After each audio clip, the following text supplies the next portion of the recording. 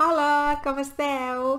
Jo estic molt bé perquè per fi ja ha arribat el bon temps i ja es poden fer més coses a fora.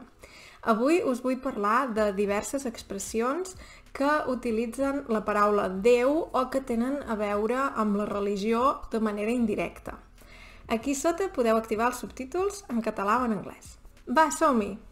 Penso que és molt interessant perquè la llengua catalana inclou moltes expressions relacionades amb Déu i, de fet, són expressions que s'utilitzen molt en el dia a dia i que, fins i tot si no sou creients, no importa, és igual. No és rellevant si sou creients o no, perquè aquestes expressions les utilitza tothom, d'acord? L'expressió que potser heu sentit més en aquest canal és Déu-n'hi-do.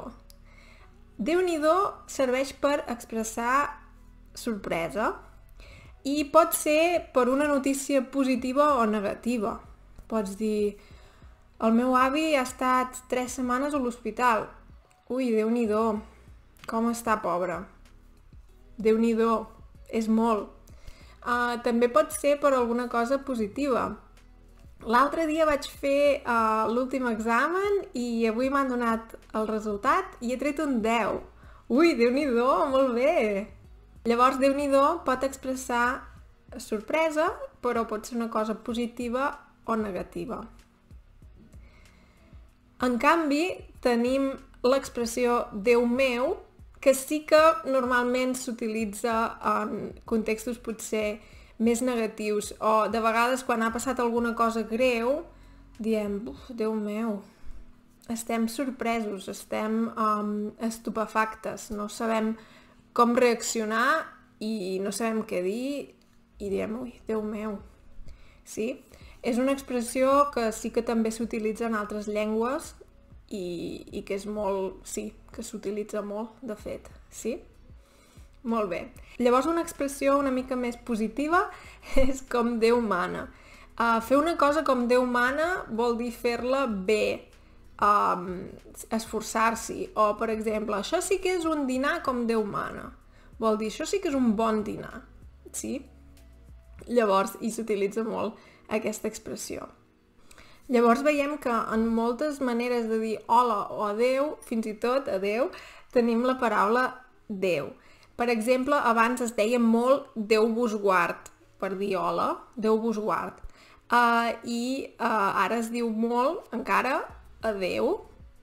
Llavors també hi ha persones més grans o altres persones que encara diuen si Déu vol, quan t'acomiades. Jo, per exemple, quan m'acomiado de la meva àvia, li dic adeu àvia, fins demà, i ella diu fins demà si Déu vol, d'acord? Llavors hi ha algunes expressions que utilitzen paraules relacionades amb la religió.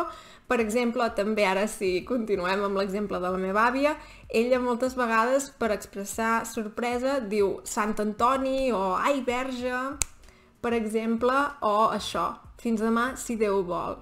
Sí. Molt bé. I llavors una expressió que a mi em fa molta gràcia és pagant Sant Pere canta. Vol dir que quan pagues és tot més fàcil. Per exemple, imagina't que vols fer un curs de català molt barat i ja no hi ha places, és molt difícil poder participar en aquest curs. En canvi, si busques un curs molt car, és molt fàcil entrar. I podries dir, clar, és que pagant Sant Pere canta. Vol dir que si pagues és tot més fàcil. Sí. Espero que us hagi agradat molt aquest vídeo, si és així deixeu un m'agrada, també podeu deixar un comentari, potser coneixeu altres expressions que no he comentat amb la paraula Déu o relacionades amb la religió i segur que serà molt interessant si deixeu missatges sobre això i també potser podeu parlar d'expressions similars en les llengües que parleu vosaltres, que això també m'agrada molt. Perfecte, si no ho heu fet encara us podeu subscriure també i fins ben aviat. Adeu!